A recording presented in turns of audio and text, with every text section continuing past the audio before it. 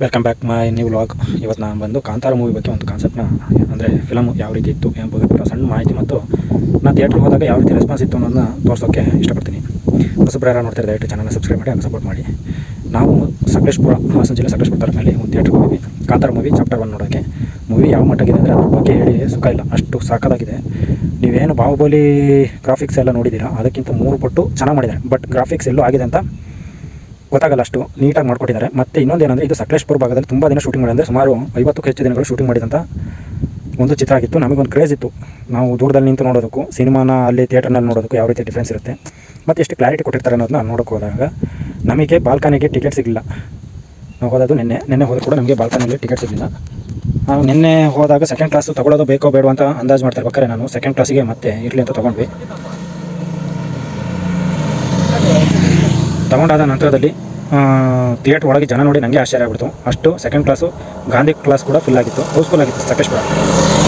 Body ತುಂಬ ಚೆನ್ನಾಗಿದೆ movie. ನೀವು ನಾನು ಥಿಯೇಟ್ರ್ ಒಳಗೆ ಸ್ಕ್ರೀನ್ನ ರೆಕಾರ್ಡ್ ಮಾಡೋಕ್ಕೆ ಸಾಧ್ಯ ಆಗಲಿ, ಯಾಕೆ ಕಾರಣ ಇಷ್ಟೇ, ಯೂಟ್ಯೂಬಿಗೆ ಹಾಕಿದರೆ ಕಾಪಿರೈಟ್ ಕ್ಲೈಮ್ ಆಗುತ್ತೆ ಅನ್ನೋ ಕಾರಣಕ್ಕಾಗಿ ನಾನು ಅದನ್ನು ಜಾಸ್ತಿ ಸ್ಕ್ರೀನ್ ಇದು ಮಾಡಲಿಲ್ಲ.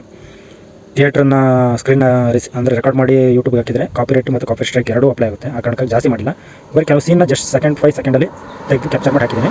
ಥಿಯೇಟ್ರ್ ಒಳಗೆ ಜನ ಯಾವ ರೀತಿ ಹೋಗಿತ್ತು ಮತ್ತು ಎಷ್ಟು ಜನ ಇತ್ತು ನನ್ನ ಸೆಕೆಂಡ್ ಕ್ಲಾಸಲ್ಲಿ ನಾನು ಇನ್ನೂ ಟಾಪ್ ಬಾಲ್ಕನಿಗೆ ಹೋಗಿರಲಿಲ್ಲ. Balcony house full. ಸೆಕೆಂಡ್ ಕ್ಲಾಸಲ್ಲಿ ಒಂದು 20 ಸೀಟನ್ನು ಖಾಲಿತ್ತಷ್ಟೇ. ನಮಗೆ ಲಾಸ್ಟ್ ಕೊನೆ ಹಂತದಲ್ಲಿ ಟಿಕೆಟ್ ಸಿಕ್ತು. ನೋಡ್ಕೊಂಡು ಬಂದಿನಿ, ಹೋಗಿ ಫುಲ್ಲು ವಿಡಿಯೋ ನೋಡ್ಕೊಂಡು ಬನ್ನಿ.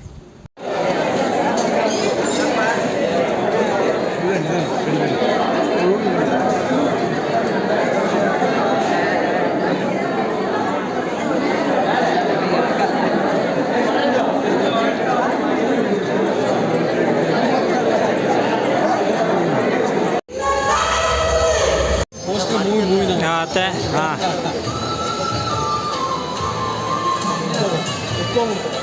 ಓ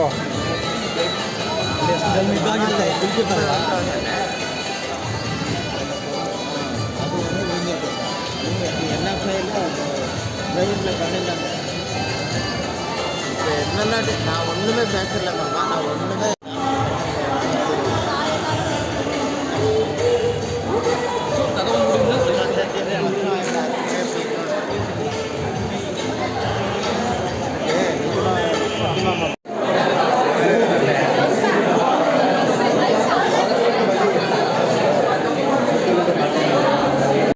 ಬಾಲ್ಕನಿ ಫುಲ್ ಆದಾಗ ಇಷ್ಟು ರಶ್ ಆಗಿರಲಿಲ್ಲ.